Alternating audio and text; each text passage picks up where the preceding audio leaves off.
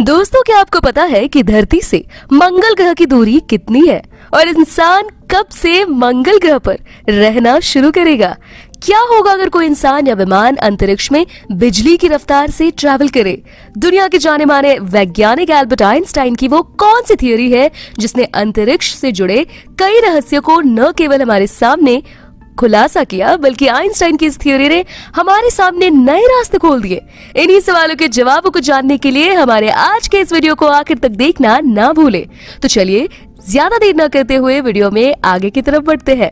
वैसे friends, video में आगे बढ़ने से पहले हमारे चैनल यूतुरम को अगर आपने अब तक सब्सक्राइब नहीं किया है तो इसे सब्सक्राइब कर ले, और हाँ, इस वीडियो को लाइक करने के साथ ही अपने व्यूज को कमेंट में लिखना ना भूले। वीडियो को दोस्तों के साथ जरूर शेयर करें। इलॉन मस्क और नासा का कहना है कि वो 2027 तक न केवल आम जनता को स्पेस में भेजना शुरू कर देंगे, इनफैक्ट वो स्पेस में रेगुलर ट्रैवल करने के लिए ट्रांसपोर्ट भी तैयार कर देंगे।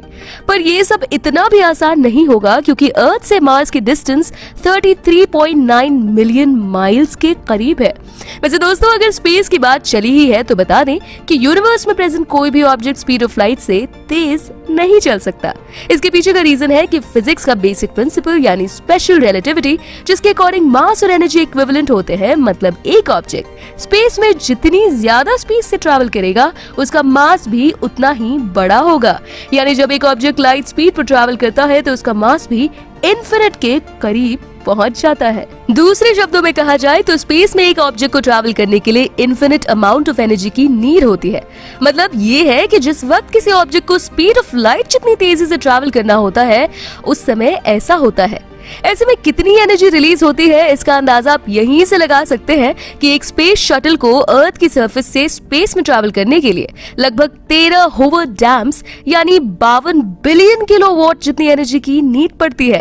जैसे कि हम आपको ये पहले ही बता चुके हैं कि कोई भी ऑब्जेक्ट या स्पेस शटल लाइट स्पीड से फास्ट ट्रैवल नहीं कर सकता। ऐसे में आइंस्टाइन की एक थियोरी कहती है कि स्पेस और टाइम अलग अलग नहीं बल्कि एक ही है, जिसे स्पेस टाइम कहा जाता है। इसके अलावा टाइम डायलेशन, लेंथ कंट्रैक्शन और एक बार लाइट स्पीड से ट्रैवल करने के बाद वापस पिछले समय में न लौट पाने के चलते भी स्पीड ऑफ लाइट से ट्रैवल करना हमारे लिए एक घाटे का सौदा होगा। दोस्तों, अगर आप टाइम डायलेशन के बारे में नहीं जानते हैं तो बता दें कि जब एक खास तरह का ऑब्जेक्ट तेज रफ्तार से भागता है तो उस समय उसके लिए बहुत ही धीमी रफ्तार से काम करने लगता है। ऐसे में अगर कोई ऑब्जेक्ट बिजली की रफ्तार से भागता है तो उस ऑब्जेक्ट के लिए धरती पर समय बहुत ही धीमी रफ्तार से काम करेगा। इसको आप ऐसे समझ सकते हैं कि मान लीजिए अगर कोई तारा धरती से करीब 10 प्रकाश वर्ष की दूरी पर है, तो जाहिर है कि उसे तारे तक पहुंचने के लिए अगर आप उस तारे के करीब बिजली की रफ्तार से जाते हैं तो आपको वहां पहुंचने के लिए 10 साल का समय लगेगा। लेकिन असल जिंदगी में इस दौरान सिर्फ 1 साल का ही समय बीता होगा। वहीं अगर बात करें लेंथ कंट्रैक्शन की, इस हिसाब से अगर कोई चीज तेज रफ्तार से भागेगी तो वो दिखने में छोटी लगेगी। ऐसा इसलिए क्योंकि इस दौरान एक ऑब्जेक्ट के 2 पॉइंट्स के बीच की डिस्टेंस को इस तरह से मेजर किया जाएगा कि ऑब्जेक्ट के ट्रैवल करने के टाइम के 2 पॉइंट्स के बीच में कितने समय में लाइट पास हुई है। और अगर ऑब्जेक्ट लाइट स्पीड से ट्रैवल कर रहा है तो दोनों ही पॉइंट्स के बीच की दूरी को 0 माना जाएगा। और क्योंकि बिजली की रफ्तार से भागने की वजह से कोई भी चीज बैकवर्ड्स नहीं ट्रैवल कर सकती, इसी वजह से किसी भी ऑब्जेक्ट का बिजली की रफ्तार से भगाना हमारे लिए नुकसानदेह साबित हो सकता है। इतना ही नहीं, अगर हम अंतरिक्ष में किसी भी चीज को बिजली की रफ्तार से भगाते हैं तो ऐसे में बहुत ज्यादा संभावनाएं हैं कि अंतरिक्ष में मौजूद एस्टेरॉइड्स और दूसरी चीज तेज रफ्तार की वजह से हमें न दिखे, और ऐसे में हमारा विमान जल्दी दुर्घटनाग्रस्त हो जाएगा।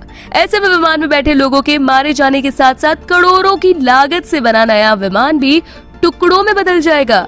वहीं अगर आप वापस आइंस्टाइन की बात पर गौर करें तो बिजली की तेजी से यात्रा करने पर आपका मास इनफाइनाइट हो जाएगा, और ऐसे में आपको अपना वजन भी इनफाइनाइट महसूस होगा।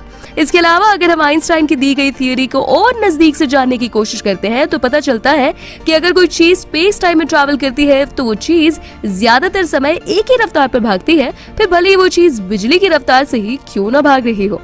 इन्हीं रीजंस के चलते अंतरिक्ष में कोई भी चीज बिजली की रफ्तार से भगाना ना समझी कहलाएगा। दोस्तों, उम्मीद करते हैं कि आपको हमारा आज का वीडियो बहुत ही ज्यादा पसंद आया होगा और आपको पता चल गया होगा कि अंतरिक्ष में बिजली की रफ्तार से यात्रा करना हमारे लिए आखिर क्यों फायदेमंद नहीं है। इसी तरह की इंटरेस्टिंग वीडियोस को देखने के लिए हमारे चैनल यूतुरम को सब्सक्राइब करना ना भूलें।